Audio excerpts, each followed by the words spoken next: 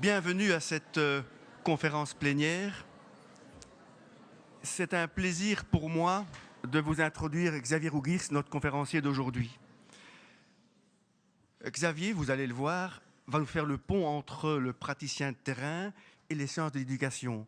En fait, Xavier est ingénieur, instituteur et docteur en sciences de l'éducation. Tout un programme.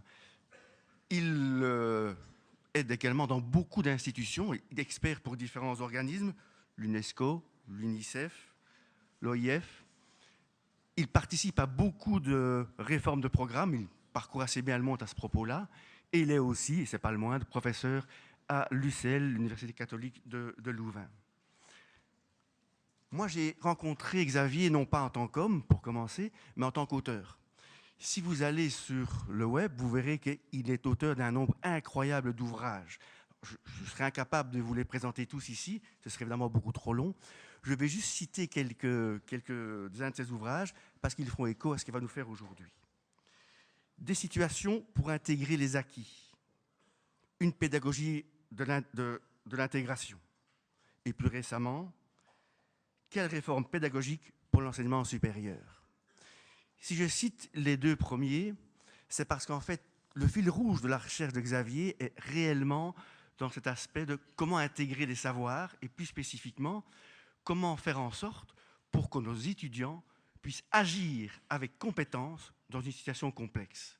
En disant ça, je fais évidemment référence à la phrase de Le Boterf qui nous dit « Je ne sais pas vous définir la compétence, mais je peux vous définir quand quelqu'un agit avec compétence dans une situation donnée. » Et ça, c'est tout le fil conducteur de la recherche de Xavier, c'est agir avec compétence dans une situation complexe. Plus récemment, Xavier va s'intéresser à l'aspect de la mesure de qu'est-ce que c'est que travailler, agir avec compétence.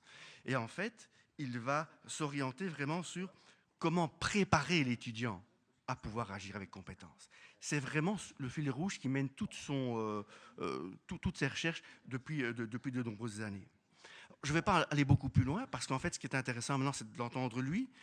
Nous allons l'écouter pendant une quarantaine de minutes, et ensuite, nous aurons le temps, évidemment, d'avoir des questions pour avoir, si possible, une discussion intéressante avec lui. J'invite Xavier à venir prendre place devant le pupitre.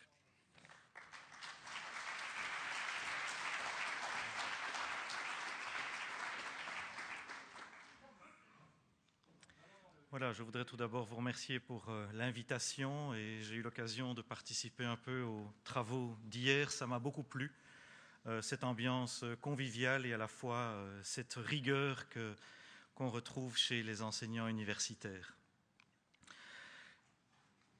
Quand on m'a demandé d'évoquer l'innovation dans l'enseignement supérieur, je me suis dit, mais je ne peux pas parler d'innovation dans l'enseignement supérieur sans tout d'abord poser la question, qu'est-ce que c'est que innover aujourd'hui au plan sociétal? Et j'ai eu la chance récemment d'assister à deux conférences qui m'ont beaucoup marqué, l'une qui était donnée par Pierre Giorgini, qui est le recteur de l'Université catholique de Lille, et l'autre par un bio-ingénieur qui s'appelle Pablo Servigne, qui est un Belge, et je vais un petit peu vous répercuter les acquis de ces deux conférences dans un premier temps. Dans un deuxième temps, je reposerai la question qu'est-ce qu'innover, qu'est-ce qui n'est pas innové, qu'est-ce qui distingue l'innovation de l'invention, une petite mise au point davantage conceptuelle et voire même un peu méthodologique. Et dans un troisième temps, je me propose d'aborder la question innover dans l'enseignement supérieur. Et donc, si on se pose la question aujourd'hui, qu'est-ce que l'innovation au plan sociétal? Qu'est-ce que c'est qu'innover en 2015? Je voudrais vous présenter ce qui, pour moi, sont deux grandes tendances aujourd'hui de ce qu'est l'innovation au plan sociétal. Et donc, me baser sur ce regard des spécialistes qui sont en train d'analyser et également d'anticiper les changements sociétaux à venir et qui nécessairement doivent inspirer l'innovation dans l'enseignement supérieur. Alors, ces changements peuvent aller dans plusieurs sens, mais je voudrais mettre en particulier le focus sur deux grands paradigmes qui me paraissent émerger aujourd'hui, qui sont très différents l'un de l'autre, mais qui sont complémentaires. Et je pense qu'on va voir dans les années qui viennent, on va voir émerger et l'un et l'autre qui vont se côtoyer pendant, à mon sens, assez longtemps. Ces deux visions se rejoignent, pourtant ce sont deux visions très différentes, mais elles se rejoignent sur un plan, c'est que toutes deux évoquent une transition vers un autre monde. Et je ne sais pas si vous êtes comme moi, mais si vous ouvrez vos yeux, vos oreilles, votre cœur et d'autres choses encore, vous pouvez voir qu'on est véritablement dans une ère de transition. Et donc, ces deux regards ces deux paradigmes que je voudrais évoquer rapidement, c'est tout d'abord des innovations liées à l'émergence de ce que Pierre Giorgini appelle la société complexe. Là, on parle davantage d'innovation de développement centrée sur la technologie et son impact sur nos modes de vie. Et deuxièmement, des innovations que je qualifierais, ou que certains auteurs qualifient d'innovations liées au retour du raisonnable, qui sont des innovations de résilience, et en particulier des innovations de résilience locale, qui sont, elles, centrées sur l'homme et sur la nature.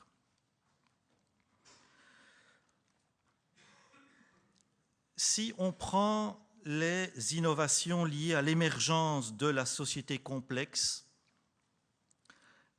ce sont des innovations, selon Pierre Giorgini, qui sont liées à une triple explosion, que je voudrais assez rapidement vous dérouler avec vous, qui sont l'explosion du technoscientifique, l'explosion du co-élaboratif et l'explosion de l'économie créative. Je vous rappelle donc Pierre Giorgini, qui est recteur de l'Université catholique de Lille et qui est auteur de La transition fulgurante. Si vous avez l'occasion d'aller l'écouter, je vous encourage vivement.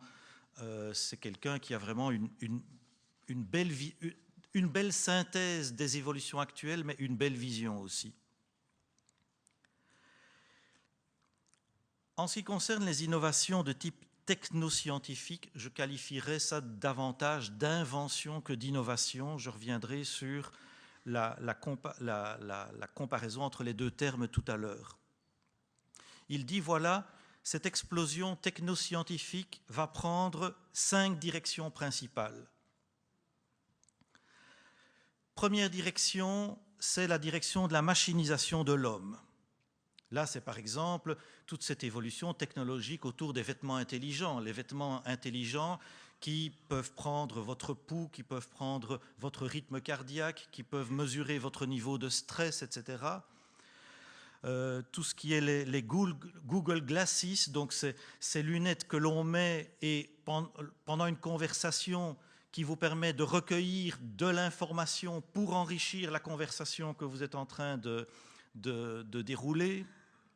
Et d'autres encore, les montres sensitives, etc. Deuxième axe qui est le miroir du premier, qui est la machinisation de l'homme, qui est l'humanisation des machines, pardon, l'humanisation des machines. Et donc là, c'est tout l'axe de la robotisation. Le troisième point, c'est tout ce qui est la réalité virtuelle, que ce soit, par exemple, la réalité virtuelle pour des architectes qui peuvent, qui en concevant une construction maintenant, peuvent modifier des éléments, par exemple la place d'un escalier dans un bâtiment, et on voit tout l'ensemble des contraintes nouvelles qui apparaissent du fait qu'on a apporté une modification à un plan initial. L'impression 3D, qui évidemment connaît et va connaître aussi un développement fulgurant dans un pays asiatique que j'ai oublié. On va bientôt construire un bâtiment de 4 étages en impression 3D avec tous des matériaux de récupération. Un bâtiment, imaginez un bâtiment de 4 étages en impression 3D. Et alors les nanotechnologies, et donc voilà un petit peu les 5 directions qui sont évoquées par Pierre Giorgini et par d'autres aussi, parce qu'il m'a dit que ce n'était pas lui qui était le seul auteur pour évoquer ces différentes directions du changement technoscientifique. En termes d'innovation, il évoque également l'explosion du co-élaboratif.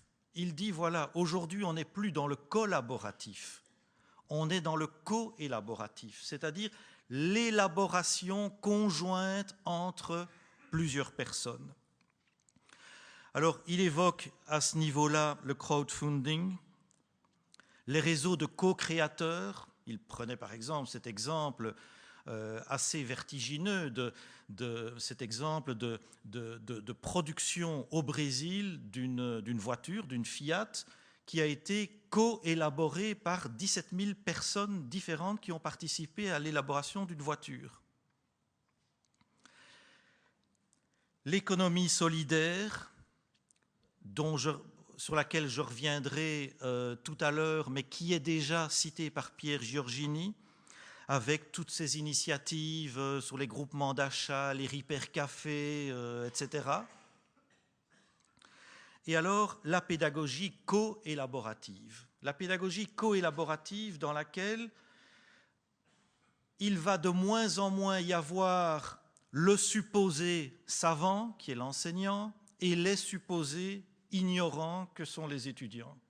Autrement dit, c'est le rapport au savoir qui risque de s'inverser complètement, avec des étudiants de plus en plus qui sont acteurs de leurs apprentissages, qui vont produire du savoir, et l'enseignant qui sera là simplement pour s'adapter à l'évolution du savoir des étudiants et à réguler, à leur dire, voilà, là tu es allé trop loin, là tu devrais creuser telle ou telle veine, mais plus du tout un enseignant qui transmet son savoir. Donc le rapport au savoir est en train de s'inverser complètement.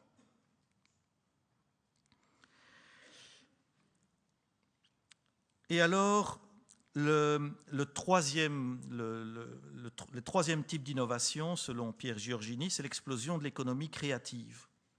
Il dit, voilà, on assiste à la fin du cerveau gauche, hein, la raison, la rigueur, etc., va prendre de moins en moins de place parce que, tout simplement, toute une série de tâches, de conception, de fabrication vont être de plus en plus robotisées, vont être de plus en plus confiées à la machine, et la fonction de l'homme va être appelée à se développer. Et c'est le cerveau droit qui va être amené à se développer de plus en plus, c'est-à-dire l'intuition, la créativité, etc., qui va de plus en plus être aux commandes dans notre société. Il dit par exemple, il y a certains métiers comme le métier d'ingénieur qui va connaître un bouleversement assez phénoménal, alors qu'aujourd'hui on conçoit un métier d'ingénieur dans le sens technique du terme. Déjà dans certaines entreprises, ce n'est plus l'ingénieur n'est plus là pour l'aspect technique, l'aspect scientifique, mais il est là plutôt, ce sont des ingénieurs sociologues qui sont aux commandes, c'est-à-dire des ingénieurs qui font le lien entre la production d'une part et la demande de l'utilisateur d'autre part, et donc qui demandent des qualités humaines de manière beaucoup plus importante qu'aujourd'hui. Et donc c'est ce qu'il appelle l'émergence des métiers sociotechniques. La question qu'on peut se poser et que je me suis posée directement en entendant ces propos, c'est ces innovations, ces inventions, pour qui évidemment? Qui pourra en bénéficier? Et quand on entend certains qui disent « celui qui vivra 1000 ans est déjà né », on peut se poser la question « qui cela va-t-il concerner ?» Malheureusement, pas nous qui sommes dans cette salle, j'en ai bien peur, mais même chez nos petits-enfants ou nos arrière-petits-enfants, qui va réellement pouvoir profiter de toute cette technologie? C'est une question qu'on peut se poser. Et donc, il ne me paraît pas possible d'évoquer les innovations au plan sociétal sans parler de ce deuxième grand courant qui va conditionner nos modes de vie, qui est le retour du raisonnable et qui met la primauté à l'homme, à ses valeurs et aux liens qu'il entretient avec la nature.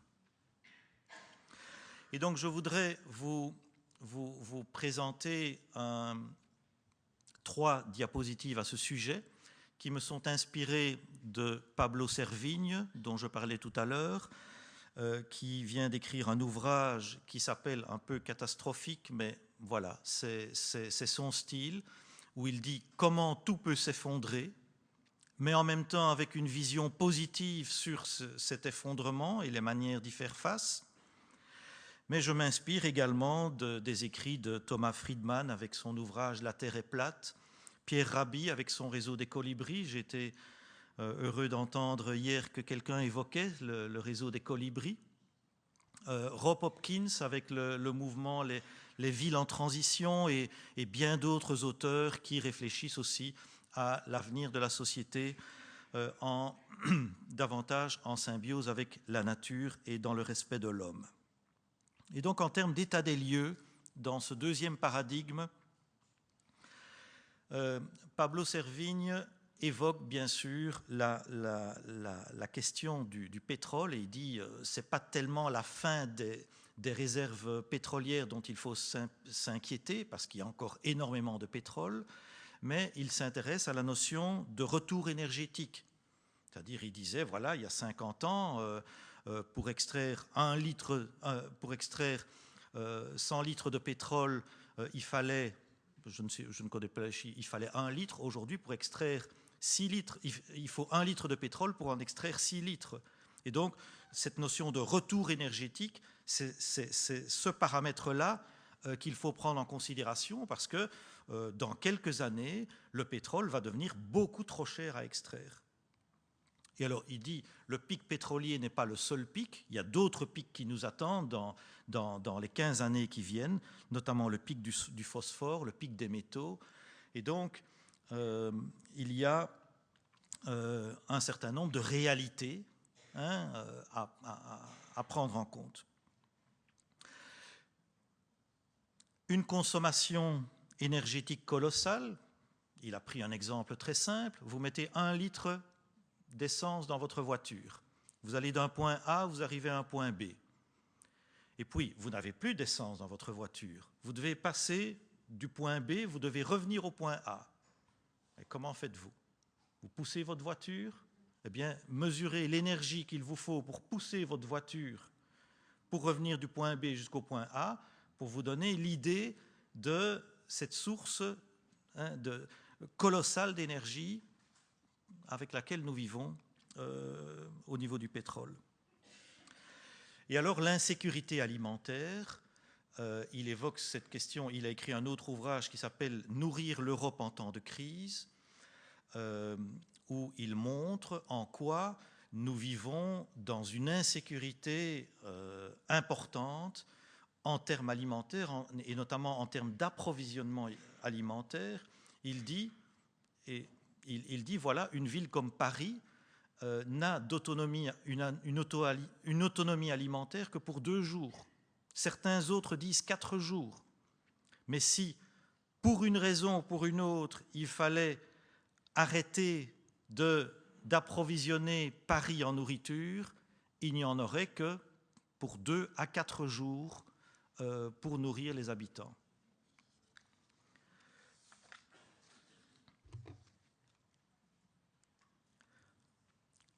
Alors, il analyse ces différents éléments en disant tout d'abord que les crises diverses sont interconnectées.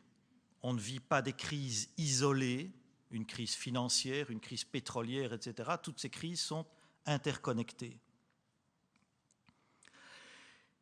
Son analyse aussi, c'est qu'on ne peut pas continuer à aligner les exponentielles.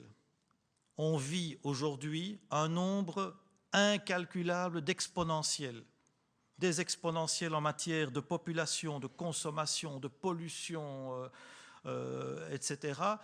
Et il dit c'est impossible de continuer à vivre avec ces exponentielles. Autre idée, c'est plus un système est puissant, plus il est vulnérable. Le passé l'a montré.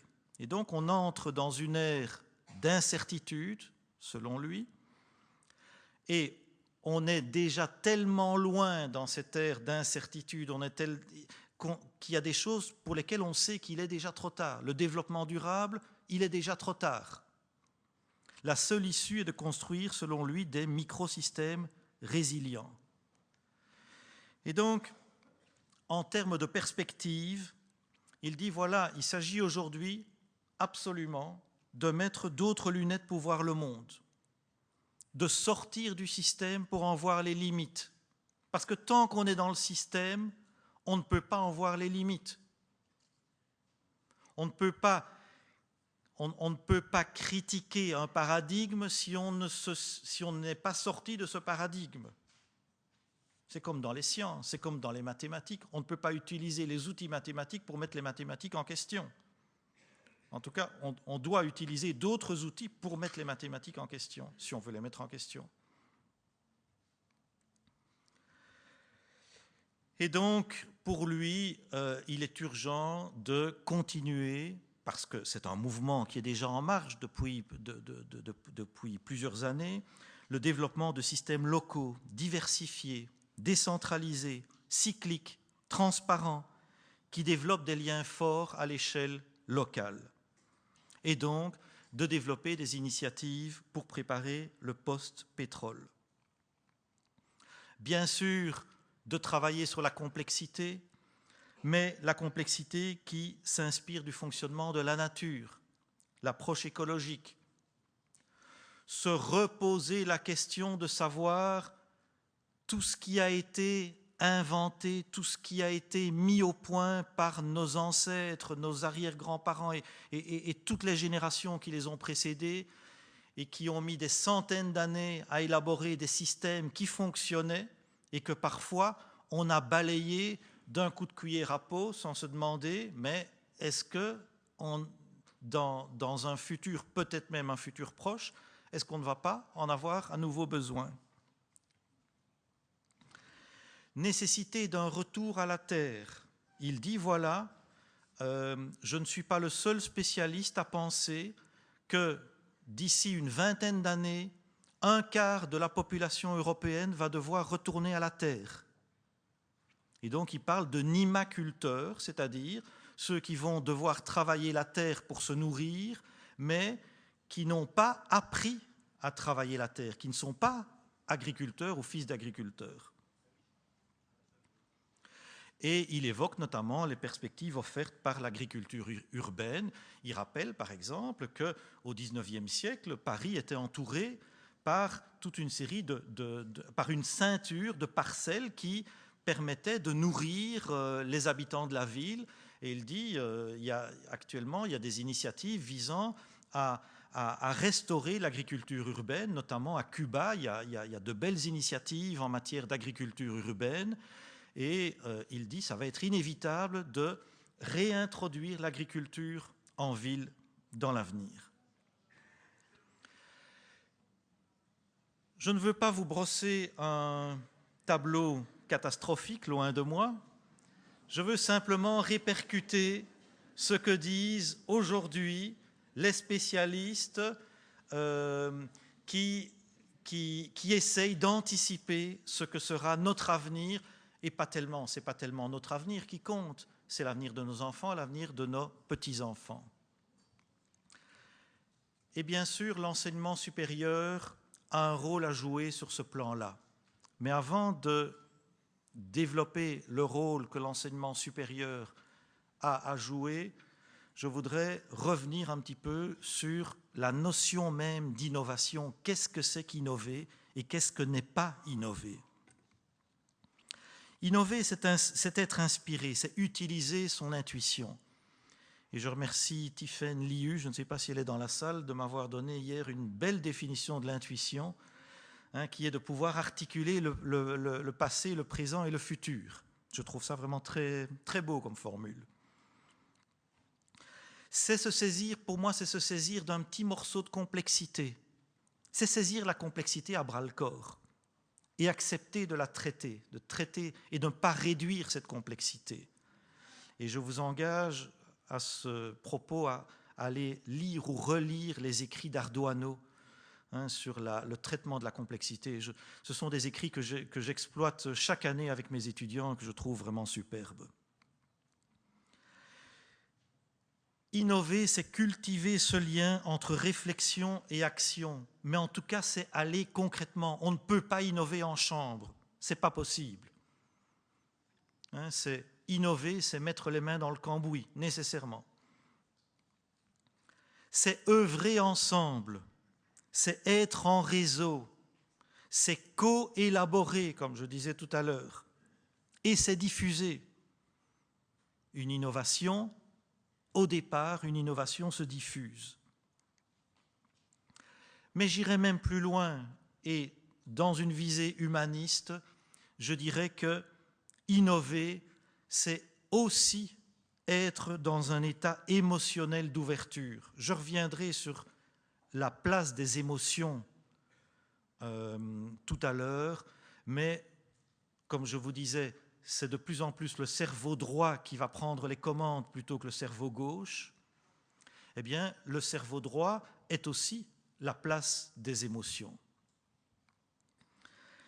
C'est être ancré dans les problématiques sociétales et accepter de traiter l'équité en priorité, c'est-à-dire chaque fois se poser la question, ce que je fais, bien sûr, est-ce que c'est pertinent? Bien sûr, est-ce que c'est efficace?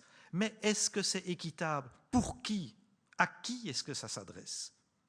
Toutes ces technologies dont j'ai parlé tout à l'heure, à qui est-ce que ça s'adresse? C'est aussi être transparent sur les buts et les moyens. C'est y aller à petits pas pour embarquer un maximum de personnes. Et c'est avant tout, de mon point de vue, un processus de transformation intérieure, transformation de soi, transformation d'une équipe de personnes, voire même la transformation d'un réseau. Vous seriez étonné, si vous fonctionnez en réseau, de voir la vitesse à laquelle les membres d'un réseau peuvent se transformer intérieurement rien qu'au contact les uns des autres. Ce que n'est pas innover, innover, ce n'est pas rêver. Innover, ce n'est pas non plus vouloir se mettre en avant. Innover, ce n'est pas innover pour innover. On innove pour construire. Ce n'est pas l'anarchie, l'opacité. Ce n'est pas parce qu'on est créatif qu'on ne peut pas être transparent. Ce n'est pas s'enfermer dans la réflexion. Et ce n'est pas inventer. Et donc vous aurez compris que l'innovation va exiger un ensemble de qualités qui sont à la fois des qualités de type cognitif, des qualités de type socio-affectif, émotionnel, etc. Donc c'est un ensemble de qualités qu'il faut pouvoir mobiliser pour innover. À quoi reconnaît-on que l'innovation a réussi? Eh bien, il y a tout d'abord des critères externes de l'innovation, la pertinence de l'innovation. Est-ce que l'innovation est intéressante pour les acteurs? La légitimité de l'innovation? La légitimité perçue par l'entourage? L'utilité pour l'institution? Le réalisme? Tout ça, c'est la pertinence de l'innovation. L'efficacité de l'innovation. Est-ce qu'elle a effectivement été diffusée? Quels sont les effets induits? Quels sont les bénéfices en termes de réseau? Et enfin, le troisième point, ce qui est l'équité dont je parlais il y a un instant. Mais il y a aussi les critères internes de l'innovation pour les personnes qui sont en innovation. C'est l'adhésion, c'est la réalisation de soi. Il n'y a pas que des critères externes. L'innovation n'est pas la recherche, ce sont deux processus différents. La recherche a pour fonction de produire une connaissance innovante généralisable. L'innovation a pour fonction de dynamiser un système. La production de connaissances existe dans une innovation, elle est indiscutable. Mais cette production de connaissances est secondaire par rapport au processus. Et donc l'innovation, en tout cas dans la vision des sociologues, une innovation, c'est avant tout un processus. Et comme je disais tout à l'heure, surtout un processus de transformation intérieure. L'innovation est la vie. Et innover aujourd'hui dans l'enseignement supérieur, qu'est-ce que ça veut dire? Quels sont les enjeux d'innovation dans l'enseignement supérieur? Bien sûr, innover dans l'enseignement supérieur, c'est être à la pointe en matière de contenu lié à ces évolutions sociétales dont je parlais il y a un instant. C'est clair que les grandes écoles, les universités, l'enseignement supérieur en entier doit être à l'écoute et doit essayer d'anticiper ces évolutions dont je parlais. À titre d'exemple, nous avons un ami qui est enseignant en agronomie dans une université belge et qui a décidé, avec ses collègues, d'orienter tous les mémoires de fin d'études des bio-ingénieurs vers la production maraîchère sur un terrain réduit et de trouver des moyens d'améliorer les modes de production maraîchère sur la plus petite surface cultivable possible. Et voilà, au cours des prochaines années, tous les mémoires de fin d'études vont être orientés vers cet aspect-là. Toutefois, être à la pointe en matière de contenu est loin de suffire. Malheureusement, ne pensez pas qu'il va suffire pour vous d'adapter vos contenus. L'enseignement supérieur a pour mission de préparer les jeunes et les adultes, parce que de plus en plus on a des adultes à l'université, de les préparer à penser, à anticiper et à réguler ces évolutions sociétales. Autrement dit, à mon sens, l'enseignement supérieur, l'université, les grandes écoles ont perdu de leur poids, de leur pouvoir de pouvoir orienter les évolutions sociétales qui sont beaucoup trop souvent aux mains de ce mouvement de la mondialisation, j'ai parfois tendance à dire de la marchandisation, et les modes de régulation sont peu nombreux, trop peu nombreux. J'ai eu un moment de distraction parce que j'ai bien saisi le signe de Ben qui me dit qu'il me reste 10 minutes, c'est ça? Ok, mais ça ira, je pense. J'ai essayé d'adopter un bon rythme depuis le début. J'espère que ce n'est pas trop rapide pour vous. Il y aura un temps de questions-réponses. Et donc, je voudrais tout d'abord voir avec vous comment se présente aujourd'hui le paysage de l'enseignement en termes de curriculum. Là aussi, on a deux grands paradigmes qui se côtoient et que je situerai dans une tension entre le sens et l'efficacité. Le premier paradigme, je le qualifie de paradigme académique centré sur les contenus, et le deuxième paradigme, c'est le paradigme professionnel. Donc on a tout d'abord un paradigme qu'on pourrait qualifier de paradigme culturel, que vous connaissez bien en France, je pense, parce que vous êtes inspiré, vous êtes un des grands fondateurs de ce paradigme, et c'est là qu'on trouve encore la plus grande source d'inspiration. C'est le paradigme académique centré sur les contenus, et donc qui propose un ancrage des contenus dans une historicité, qui dit, voilà, il est nécessaire d'avoir un lieu pour partager le savoir, mais aussi le discuter. Donc c'est toute cette recherche de sens, hein, c'est tout l'essor de la philosophie, de la réflexion, la dissertation, hein, c'est toute cette profondeur que l'on recherche dans les études supérieures, avec le grand handicap qui est de sous-estimer la dimension professionnelle dans un contexte de sous-emploi structurel que nous connaissons aujourd'hui, et notamment de sous-emploi des jeunes, qui, comme le disait, je voudrais quand même, vous savez que le ministre de l'économie cubain est venu en Belgique il y a 3 semaines, je pense, et il a fait une déclaration en disant, pour moi, le sous-emploi des jeunes en Europe est une atteinte aux droits de l'homme. Eh bien, ça fait réfléchir, je trouve.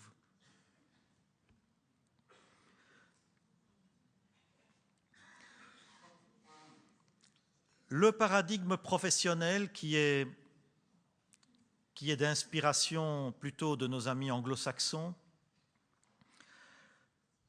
repose sur de toute autre base.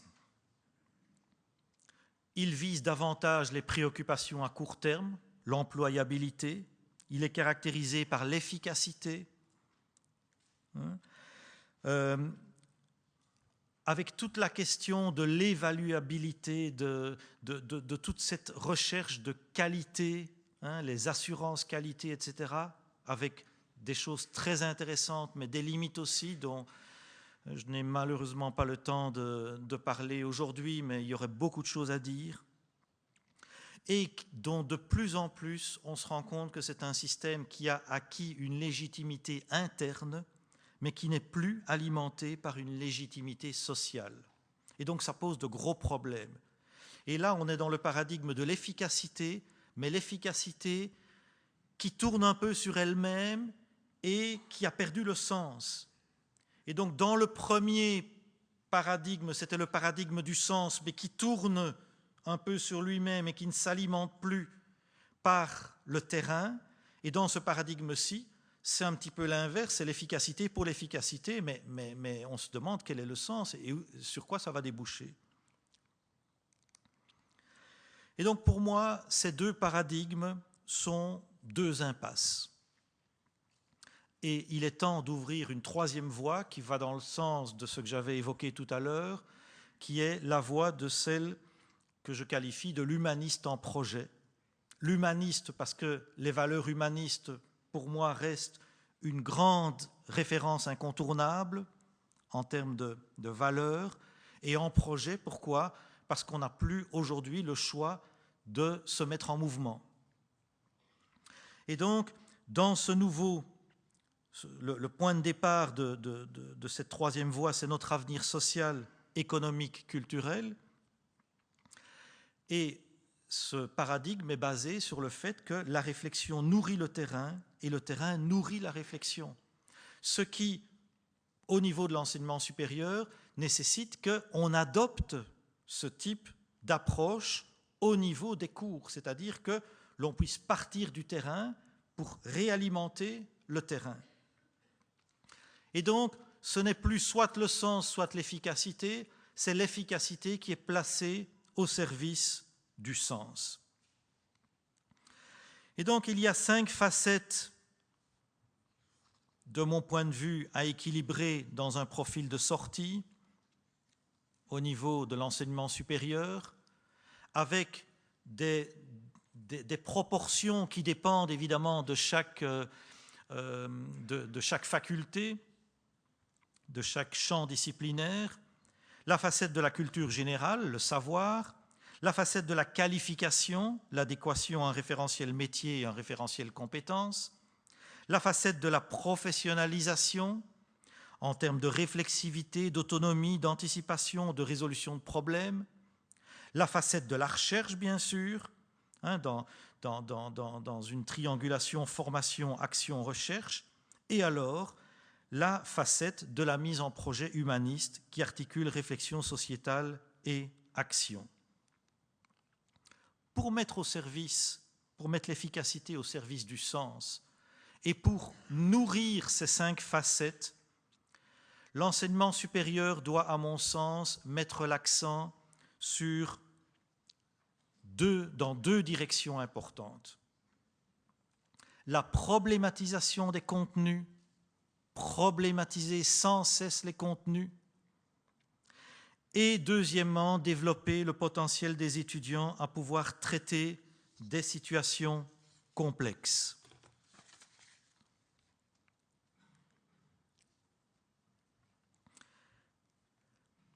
Tout d'abord, la problématisation des contenus est exigée par la plupart des facettes que j'ai évoquées. Dégager des enjeux liés à des contenus ou à des pratiques.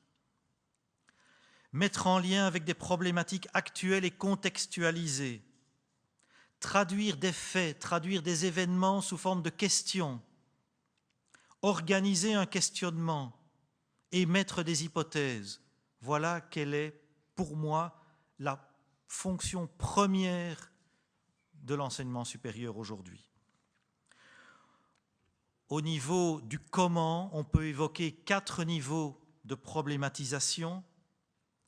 Le niveau le plus faible, qui est le niveau 0 de la problématisation, c'est l'enseignant, et malheureusement ça existe, beaucoup plus qu'on ne le pense, qui présente des contenus de manière non problématisée. Il n'y a pas de didactisation. Le deuxième niveau, c'est l'enseignant qui présente les contenus, mais selon une problématisation théorique, c'est-à-dire qui se base sur une problématisation existante de type historique, épistémologique, etc., pour dérouler les contenus face aux étudiants, c'est-à-dire qui met en évidence les enjeux, les limites, etc. Le troisième niveau, qui devient déjà beaucoup plus intéressant, c'est une problématisation contextualisée réalisée par l'enseignant sur la base de situations en contexte. C'est l'enseignant qui analyse les situations en contexte qui se présentent et qui se base sur ces situations en contexte pour développer les contenus au cours. Et le quatrième niveau, souvenez-vous de la pédagogie co-élaborative, eh bien on y est, c'est la problématisation effectuée par l'étudiant, par des groupes d'étudiants bien sûr, sur la base de situations en contexte. Deuxièmement, je voudrais évoquer le rôle des compétences, et je sais que quand je parle face à un public de nationalité française, c'est toujours un terme sur lequel on se dit « mais aïe, aïe, aïe, voilà les compétences, qu'est-ce qu'il va y avoir derrière ?» Et donc, tout dépend évidemment de ce qu'on entend par compétence, et je voudrais très rapidement un petit peu clarifier les différentes acceptions selon lesquelles on peut entendre le terme compétence aujourd'hui. Quand on parle de compétence, il y a tout d'abord 3 démarches qui entrent par le processus de formation, qui sont relatives au processus de formation. Il y a tout d'abord la compétence dans le sens d'une capacité méthodologique, c'est-à-dire des capacités méthodologiques transversales qui transcendent les disciplines. Alors tout de suite des exemples, parce qu'il faut des exemples. Si on n'a pas d'exemple, on ne s'entend pas.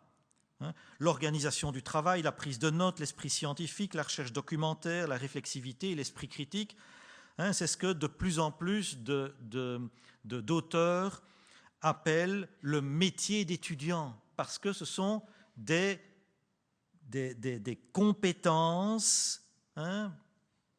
Personnellement, je n'appelle pas ça une compétence. Pour moi, c'est des capacités méthodologiques, mais peu importe. mais en tout cas qui aide l'étudiant à apprendre. Deuxièmement, la compétence dans le sens d'une capacité psychosociale. Ce sont les capacités à forte composante socio-affective. L'estime de soi, maîtriser ses émotions, gérer le stress, travailler en équipe et en réseau, coopérer, s'intéresser à l'autre, etc. Elles sont essentielles aujourd'hui pour s'insérer dans le marché de l'emploi. Et dans certaines facultés, il y a des activités spécifiques qui permettent de développer ces capacités psychosociales. On a aussi tout le courant de ce qu'on appelle l'apprentissage par problème. Comme vous êtes pour la plupart issus de facultés scientifiques, je pense que vous l'avez déjà pratiquement tous pratiqué à des degrés divers. L'apprentissage par problème qui est basé sur la recherche de sens, et qui vise à induire des démarches pédagogiques qui traduisent la complexité des démarches de la vie professionnelle. Les démarches sont la plupart du temps interdisciplinaires, et l'APP a constitué une véritable percée dans certaines institutions. Moi, personnellement, j'observe un certain tassement de ce type de pratique depuis quelques années. Je ne dirais plus qu'il y a un développement fulgurant comme un développement d'autres types d'approches, mais en tout cas, l'APP se maintient comme axe important sur le plan pédagogique dans bon nombre d'institutions, et notamment les institutions scientifiques. Oui, Ben, je vais un peu accélérer. Et alors, deux démarches qui entrent par le résultat de la formation et qui entrent dans ce que certains auteurs appellent l'approche programme, parce que qui dit résultat dit on commence par définir un profil de sortie et puis on va se donner un processus qui va conduire à ce profil de sortie. Alors, il y a tout d'abord l'approche par le profil professionnel de sortie. La compétence professionnelle est un élément d'un profil professionnel de sortie, du référentiel métier au référentiel de compétences. Mais alors, je voudrais m'arrêter un moment, et je terminerai par là, par une cinquième approche que personnellement je mets assez bien en évidence depuis une trentaine d'années maintenant, qui est l'approche par l'intégration des acquis et qui propose d'organiser la formation autour d'un noyau de compétences évaluables. Qu'est-ce que ça veut dire, un noyau de compétences évaluables? Ça veut dire, au départ de la formation, on se demande, voilà, je veux produire un architecte, je veux produire un bio-ingénieur, etc. Quels sont les grands types de situations complexes auxquelles j'aimerais bien que l'étudiant puisse faire face quand il sortira des études? Et donc, c'est vraiment la notion de situation complexe qui va conditionner l'ensemble de la formation. Comment? Eh bien, en 4 temps principaux. Tout d'abord, la définition du profil de sortie de l'étudiant en termes de famille de situations que l'étudiant doit pouvoir traiter. C'est ça que j'entends par noyau de compétences évaluables. Noyau parce qu'il n'en faut pas 36 000, il en faut 3 ou 4. Sinon, on retombe dans une atomisation qui est dénoncée comme produisant un manque de sens. Pendant les cours alors et pendant toutes les activités pédagogiques, il y a un développement de ressources, mais un développement prioritaire des ressources nécessaires pour atteindre ce profil. Et donc il y a un accent qui est mis sur les méthodes pédagogiques appropriées.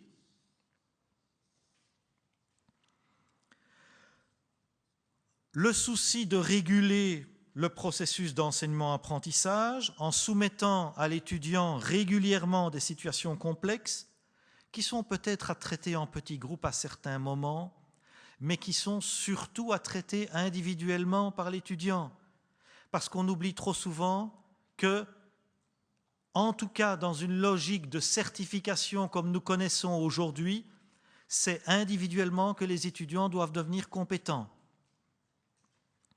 et alors réorienter l'évaluation certificative, la réorienter notamment en utilisant des situations complexes pour l'évaluation des étudiants. En 2 mots, il s'agit de combiner le complexe et le concret, c'est-à-dire combiner le sens et l'efficacité. Et cette approche par l'intégration des acquis, le recours aux situations complexes, est une manière, je ne dis pas que c'est la seule, c'est une manière opérationnelle, réaliste, d'articuler le complexe et le concret, c'est-à-dire le sens et l'efficacité. Et donc je terminerai en disant que pour moi, jamais le rôle de l'enseignement supérieur n'aura été aussi important, mais il est aussi à redéfinir comme un acteur clé qui co-élabore la société de demain avec d'autres acteurs, bien entendu. Merci pour votre attention et désolé si j'ai un tout petit peu débordé.